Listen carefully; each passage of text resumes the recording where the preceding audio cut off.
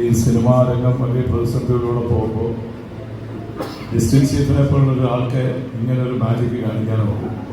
ഞങ്ങളൊക്കെ ഇങ്ങനെ പകച്ചിരിക്കുന്ന ഒരു സമയമാണ്. ഡിസ്റ്റൻസ് അദ്ദേഹത്തിൻ്റെ 40ാമത്തെ സിനിമയാണ്. ചുരുങ്ങിയ കാലം കൊണ്ടാണ് 40 സിനിമകൾ ഡിസ്റ്റൻസ് എടുത്തത്. അതൊരു വലിയ അച്ചീവ്മെൻ്റാണ്, അതൊരു മാജിക്കാണ്. ശരിക്കും വലിയൊരു കാര്യമാണ് നടത്തുന്നത്. എന്നുവെച്ചാൽ സിനിമാ ഇൻഡസ്ട്രിയെ താങ്ങി നിർത്തുക എന്ന് പറയുന്നത് വലിയൊരു കാര്യമാണ്. അതിനുള്ള ഒരു റിസ്ക് എടുക്കുക എന്ന് പറയുന്നത് ഇപ്പോഴത്തെ കാലഘട്ടത്തിൽ ഒരു വലിയൊരു കാര്യം തന്നെയാണ്. എന്തായാലും ലിസ്റ്റിനും ഇപ്പം ഞാൻ ഇവിടെ വരുമ്പോഴാണ് അയ്യൂർ വർമ്മയെ കാണുന്നത്.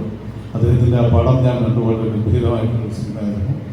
പിന്നെ സഞ്ജയ് ബോബി, ഇവർ രണ്ടുപേരും സിനിമാ പാരമ്പര്യമുള്ള ഒരു കുടുംബത്തിൽ നിന്ന് വന്നതാണ്. അപ്പൂപ്പനും അച്ഛനും മക്കളും എല്ലാവരും ഒരുമിച്ച് ഈ സിനിമാ രംഗത്തുള്ളവരാണ്. അപ്പൂപ്പൻ എൻ്റെ ഏറ്റവും അടുത്തൊരാളായിരുന്നു. ഞാൻ സ്വാമി സ്വാമി ചേർന്നു ജോസ് പ്രകാശ് സാറുമായിട്ട് വളരെയധികം ഇൻട്രാക്ട് ചെയ്യാൻ പറ്റിയ ഒരു ആളുമാണ്. 81 ഞങ്ങളുടെ പടത്തിൽ അഭിനയിച്ച ആളുമാണ് അദ്ദേഹം. അപ്പം കറിയാച്ചനാണെങ്കിൽ ഞങ്ങളോട് അസോസിയേഷനൊക്കെ ഉണ്ടായിരുന്നു. അദ്ദേഹത്തിൻ്റെ മകനാണെങ്കിൽ ഹോമി സഞ്ജയ്, രണ്ടുപേരും പ്രഗത്ഭരായിട്ടുള്ള തിരക്കഥാകൃത്തുക്കളാണ്.